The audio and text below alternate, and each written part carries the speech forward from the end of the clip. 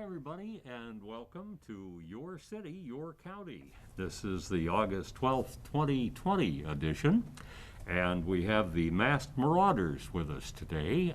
We are all decked out in our best outfits, and we're ready to go. Today we're going to be talking about the Algoma School District, and we have as our two guests Nick Cochart, who is the superintendent of the Algoma School District, over here, 6 feet away in his mask. And on the other side, we have Jason Melotte, who is over here. And Jason, we welcome you. Jason is the school district business manager. And we welcome both you guys to the show today. We could sit here and probably talk for the next half hour about the COVID-19 pandemic, coronavirus, and whatever else you'd like to call it. But I think we're going to try and take a little bit more of a positive step today and talk about some of the other things that are going on at school. And we'll touch a little bit on COVID-19. But this show is going to run for about a month, so we don't know for sure how things will look a month from now. So what we say now, it would be difficult to look into the future. Let me ask you, first of all, Nick, how things are looking, and tell us about some of the good things that are going on with the school district. Well, we're closing in on the start of school. This year we're starting a little bit earlier. We're going to start on August 31st and bring back those individuals that have chosen to partake in in-person learning. As you said, we're also in the midst of a kind of global pandemic that throws us a lot of curveballs. So we will have roughly 75% of our kids are right now back in person, and then about 25-30% virtual learning. And we are taking it one day at a time. I'll say that. And then relay, just as a school district perspective, we've been quite busy over the summer. If you've taken a drive around Algoma, you'll see lots of things happening at the middle school, high school. We have a new roof going on. We have a solar project that we're installing on the south side of school. We also are upgrading all of our mechanical systems inside. So really getting to see the transition from, a technology standpoint has been really interesting. Our big giant boilers that would probably filled up this room are no longer. Now we have two little tiny, almost like refrigerators that are going to heat our entire school. It's just amazing? Kind of amazing Yeah. how that technology has improved in relatively a short amount of time. So all those things are measures that we are putting in place that are going to help our district long term. Obviously, reducing our kind of energy footprint. Obviously, the solar project is going to help us out with things, and really all of that work at the middle school, high school was initiated because of all the savings that we saw at the elementary school when we did that with our referendum project. So, kind of a track record that we have in Algoma. We do things and make sure that we keep our pencil sharp and make sure that we're fiscally responsible to our community. And when we can save money, we do. And when we can upgrade and make sure that our buildings are as safe and secure as they possibly can be, we do. So while it's been a difficult summer in terms of planning for the unknown, really, there has been tremendous amount of positives and things that we have to look forward to. So I'm glad that we're going to take a positive spin on all of this, because certainly you can get drugged down pretty fast. But as always, focus on the opportunities and what's possible, and keeping everything as up to date as we possibly can. So. Okay, good. Let me turn just for a second, or for actually longer than a second, to Jason Melotte, who is the business manager with the Algoma School District. you probably see a lot of people as well as your boss over here. How's the reaction of everybody, the teachers and so on, and the staff, the workers? And of course, everybody's a worker over there, but how is that, how are those folks doing? How are they looking forward to starting again? Well, I think people are looking forward to getting back to school, getting back to a routine. Obviously, we've invested heavily not only in our infrastructure, but in the ability for teachers to be able to teach, not only in person, but virtually. So we got new equipment coming. We got new computers for staff. We got new computers for students. It was a transition for us when we had to quickly go to virtual, but we managed to do it in a pretty quick pace. We did it in about 2 days, and I think we did a great job of not missing too much with, being able to put that out there to both, our students and for our staff, so that they could continue to teach and that kind of thing. Mm-hmm. We have certain challenges. Being in a rural community, internet is probably our biggest challenge. Connectivity for residents is probably where we struggle the most, but we tried to do our best, and we had different options for different folks, and we individually called parents to see what we could do to help and try to make it work. Mm-hmm. Now, when a teacher is on the virtual presentation, are they doing that in front of a live classroom, or are they doing that as a special addition to that, or does it depend? Well, a little bit of both. Uh-huh. So I have the perspective of being a parent also. Mm-hmm. So not only did my son get to see his teacher and fellow students live, albeit virtually, but they were interacting, in real time. But like some of his math lessons were recorded. So not only could he, watch a math lesson, he's supposed to watch a math lesson at, let's say 8 a.m. But then if he needed to, he could watch the math lesson again, at night when he was trying to do his homework. Uh-huh. So if he missed something, he had the option of reviewing it. And he could review it as many times as he wanted. I could have watched it all night long, and I still wouldn't have probably gotten it. But that's interesting to know that you can actually go back and take a look if there was something you didn't understand, because I remember going to these math classes, and well, lots of classes for me, but I'd go to a lot of classes and I couldn't quite remember everything that they'd said, but to be able to go back and do it again, I think that's a great step in the futuristic direction of things. Yeah, and even with this next coming year, we plan to do as much taping as possible for students, so that they can, even students that are currently deciding to come to school, Mm-hmm. but if they need to review, maybe they have the option of reviewing that night of the same lesson that they were Mhm. there, actually present for it. Yeah, that's great. Do the teachers, each one of them, have a computer where they record the material in their individual room? Yep, so we worked over the summer to acquire 56 cameras and stations where basically the camera will follow the teacher, Oh, and they will be able to record their lessons, walk around the room like normal. They'll be mic'd up, and they'll be able to record that lesson. and the camera actually follows them around the room? The camera will actually follow them around the room. Oh, no kidding. That's amazing. So. Wow, things have changed over the Yeah. years. Wow. The interesting part about that, and I think Jason described it quite well, is that we learned a lot of stuff in the spring. Were we perfect? No, I don't think anybody was perfect. Oh, no.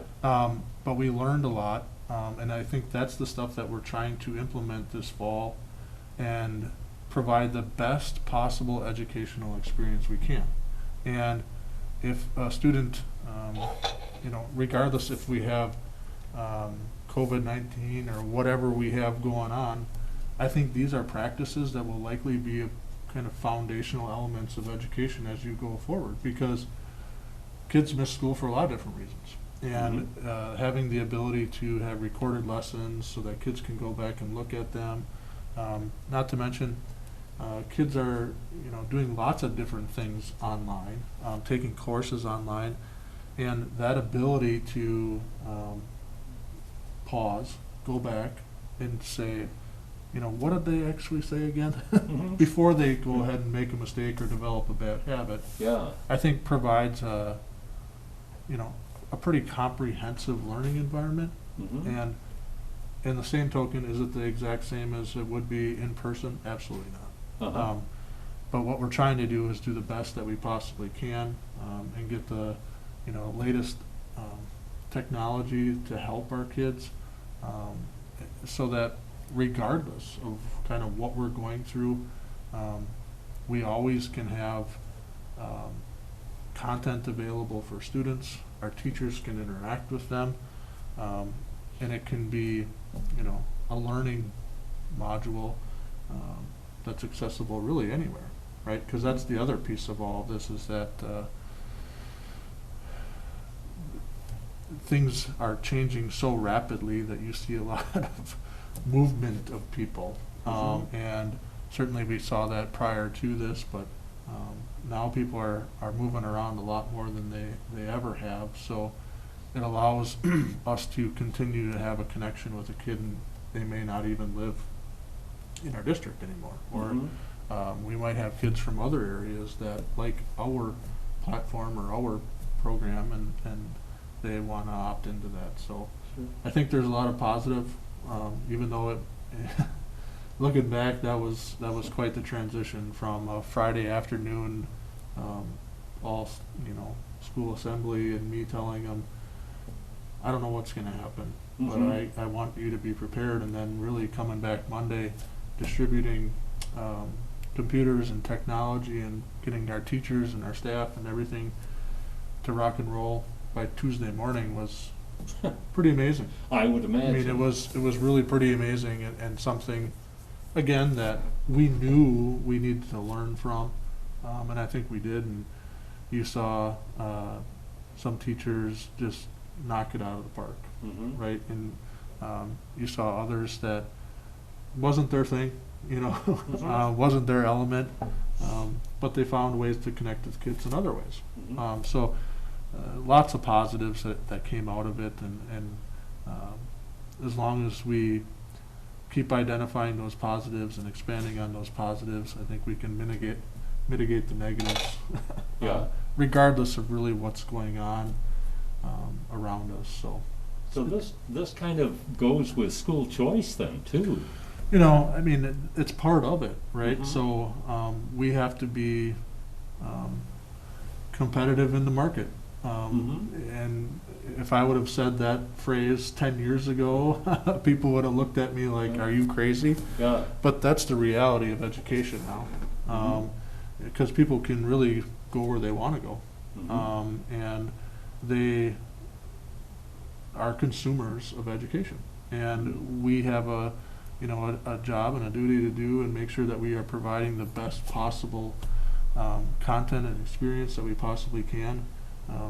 Because at the end of the day, you don't want to lose a bunch of students. And this district has been in that boat before, where it's really been a slant towards losing. And over the last 10 years, I think we've done a really great job of improving on things and balancing that out now, where we see just as many kids enrolling into our district through open enrollment as the ones that leave. So that balance helps us out in so many different ways, and make sure that we can keep moving forward, and be sustainable and stable, and all while keeping our Algoma identity. That sounds good. Let me turn once again to Jason. And Jason, a question comes up. You guys had mentioned that you were doing a lot with solar. What are you doing exactly? How does that work out? Well, In the past, about 12 years ago, we put on some solar panels on the roof, just as basically an experiment to see how solar worked and that kind of Mhm. thing. And they're still working and they're performing like they should. But basically, this year, looking at solar is the first year that it actually made financial sense to make a big commitment to solar, Mhm. both in the payback period and in the performance and I guess, the modernization of equipment. With our solar project, we expect to produce about 50% of the electricity for the Algoma High School.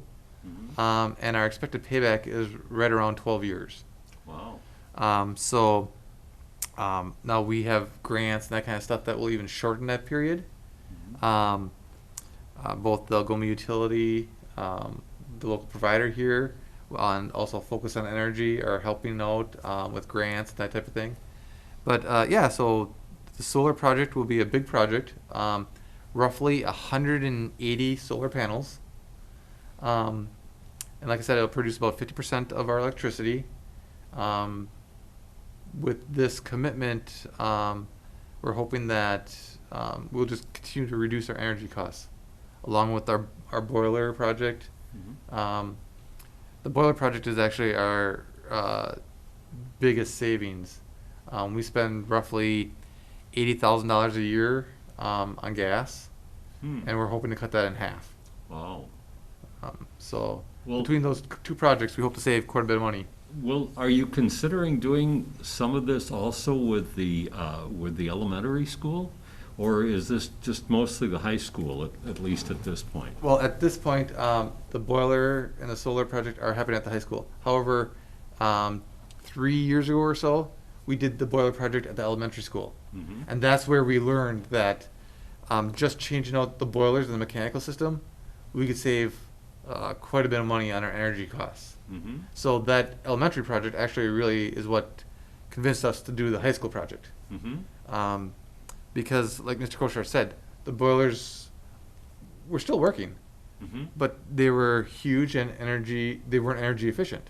Mhm. And basically, simple calculation, you can figure out that if you just change out the boilers and upgrade our mechanicals, we could recoup those costs in 5 years and under, and have modern boilers, Mhm. not spending so much energy, so much money on energy, Mhm. and basically, hopefully, have a more comfortable building also. Yeah. We updated in every room, the controls and that kind of stuff, Mhm. so that we were relying on a old air pressure system to tell the rooms to turn on heat or turn off heat. Now everything is digital, with a thermostat in every room, just like your house. Mm-hmm. Well, that's great. I remember in grade school we had the old radiators, and I shouldn't say this, but we had more fun with those. We'd take crayons and we put them on the radiators, and they'd all melt, and it was beautiful colors. The teachers didn't like it a whole lot. Yeah, I so. can imagine the custodians didn't like it either. Well, they weren't real happy either. No, I don't understand it, but we had a heck of a time. I thought kids at that time never caused any mischief. No, or, not much. No, Just a not much. little, Yeah, here and yeah, there. yeah.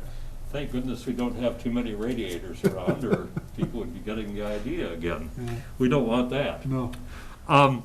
Now, when you put up all these panels and everything, guys, did you and you said you did something new to the roof? What could you put the new roof on, and then the panels went on that, or how did that work? Where are the panels? Sure. Well, Jason and I can tag team this, but the solar project is actually on the south lawn of the park of the high school. Okay. So if you drive by, you see 4 really lengthy lines right now of gravel, because in those lines, all of the basically mounting structures will go, and then the panels will actually go on that. The roofing project really, I think, just complements our mechanical project, because as you know, when they built the middle school, high school, was a time when an inch of insulation is just fine, Mhm. right? Well, that doesn't cut it anymore. No. We have been, our school board does a tremendous job of making sure that our roofs, our buildings are always kept up and we stay ahead of things. And that roofing project really addressed insulation, really addressed, we were getting at the end of its life expectancy, and it wasn't giving us any problems, but it was time to upgrade. And I think really, again, complements that mechanical side of things. So now you have 10 or 12 inches of insulation instead of 1 inch or none. Mhm.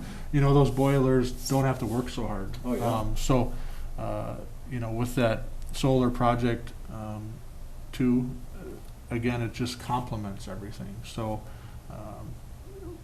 as we get later on in August here and probably in the middle part of September, you'll see the kind of drastic change to the south lawn of the Mhm. middle school, high school. Right now, it just looks like gravel. So people are like, what do you mean this is a solar project? That's just the lines of the array. Okay. So in time, they'll go up, much like if you drive south of Algoma and you see the very large solar project on 42.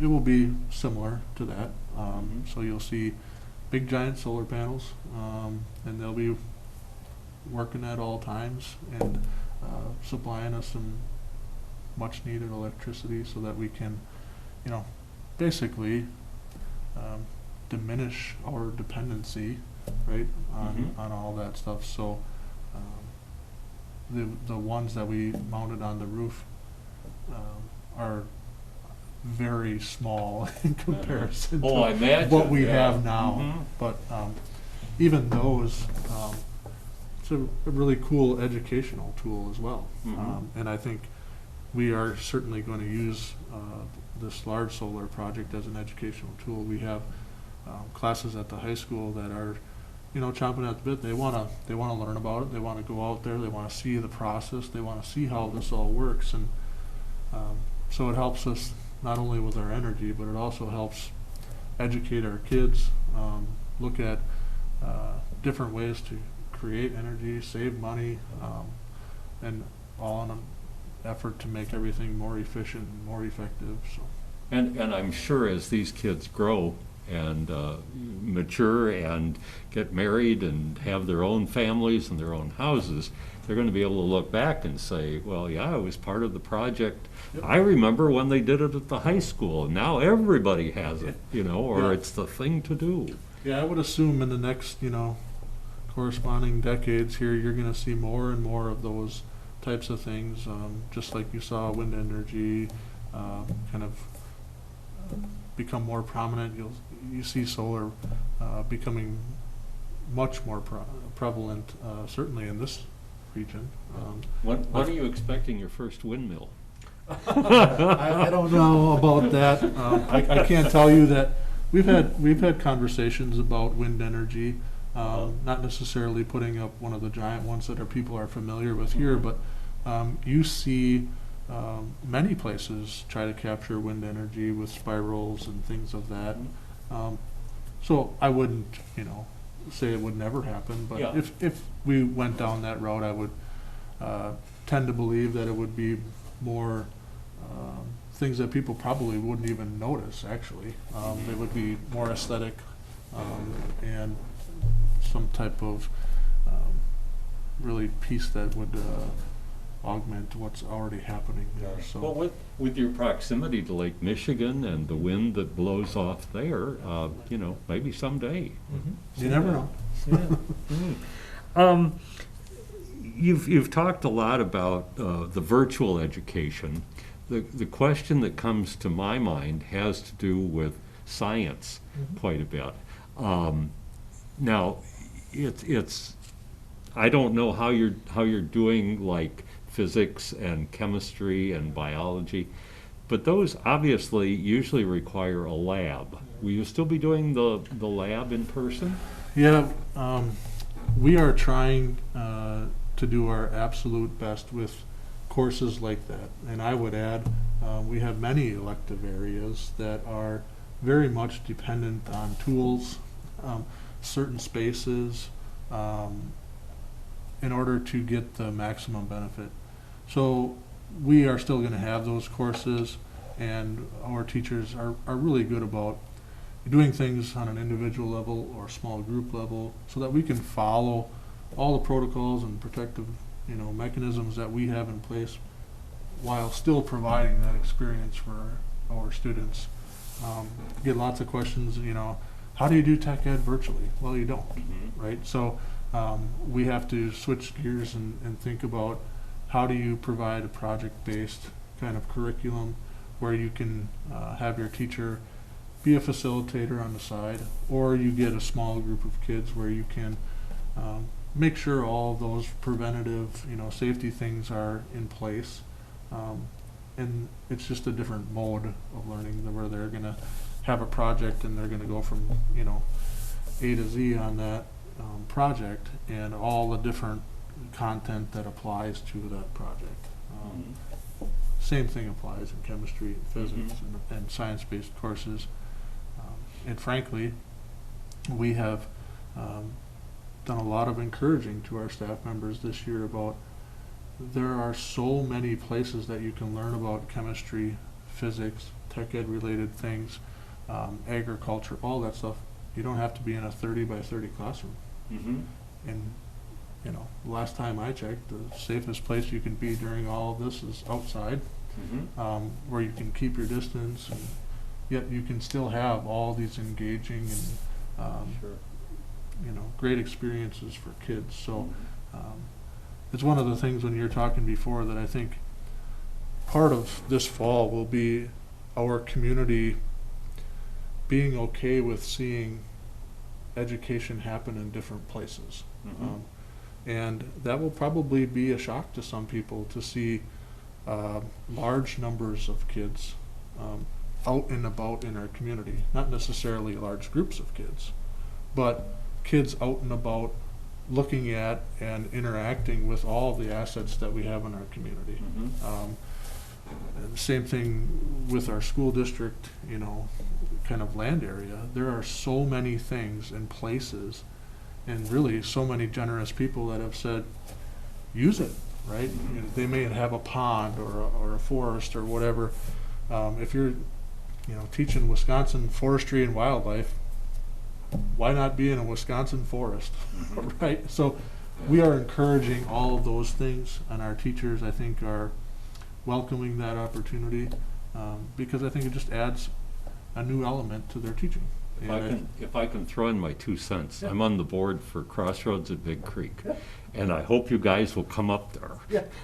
We have great spots outside, and I'm just throwing in my 2 cents. Yeah, absolutely. And I think that's what our community needs to get used to, is that you don't have to go to room 205 to learn chemistry. You don't have to go to room 110 to do this. Go to Crossroads at Big Creek. Go to this place. Go to that place. And it's actual, Excuse me for interrupting. Yeah. We went to a place called River's Edge, which is in Wisconsin. Our whole board went down there and from Crossroads, and we were very impressed by the number of classes that they have outside. And there is a group of kids in their school there at River's Edge that actually go outside, and they have most of their classes outside, and you see them in coats, and it's pretty exciting, pretty neat adventure. So I hope we see more of that. Yeah, I think I said this in my communications that we've sent out all summer long. Instead of, looking at everything that's been taken away and the problems that we've encountered, look at all the opportunities that we can now realize and take the opportunity to change things for the better, right? Because I think for a long time we became dependent on going to that 30 by 30 classroom to learn that. And I've learned some of the most valuable lessons in my life outside of a classroom.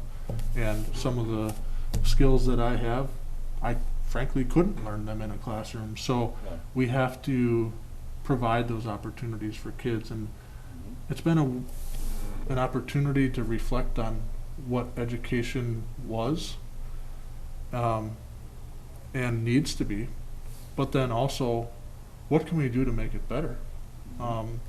And frankly, some of the communication that we sent out references one-room schoolhouse. There's a lot of good stuff that came out of a one-room schoolhouse. Oh, yeah. And it wasn't always math, science, social studies, and English. It was working with other people, Mm-hmm. being And different- collaborative. Different age groups. different working age- together. yes, and I mean, all of these things. I look at how, education was provided in this country for a long, long, long time, and I look at what it produced, and I don't think there's not a downside to going back to some of those models. Certainly, we want to use technology and we want to be innovative and all those things. But some of the things that we struggle with socially is because of the fact that we kind of abandoned some of those collaborative measures that were kind of staples in education for years, and I look at history tells us a lot, right? And we often repeat it, and not Yes. such a good way. No. And when you get times like this, it's important to look back and say, well, man, this really had some great outcomes. Why did we move away from that, Mhm. right? So that's been our approach, and Yeah. it helps me be optimistic about the future, because certainly, like we said before we even started this interview, it's really easy to get caught up in all the stuff that was taken away and you can't do and do that. But when you sit down and you realize, if you follow just really simple things, you have actually more opportunity. Are some things inconvenient? Yeah. Mhm. But I'll take those inconveniences so that I can be a part of things long term. So, just Well, my thoughts. I want to thank both of you guys. I think we've learned an awful lot, and what we tried to do on this show, as you said, we've tried to stay positive. We could talk for hours about the negatives, but about the positives, I think we're learning things. I think things are going to change pretty dramatically over the next few years as a result of all of these things. So I'd like to thank both of you very much. Nick Cochart, the superintendent of Algoma Schools, and also for Jason Melotte, who is the Algoma School District Business Manager. And we thank both you guys so much for being here today. Thank you. Thank you. Okay. That's going to do it for our show today, Your City, Your County. And we thank you so much for joining us today. We hope that you're doing well, and we'll be talking with you again soon when it's time once again for Your City, Your County.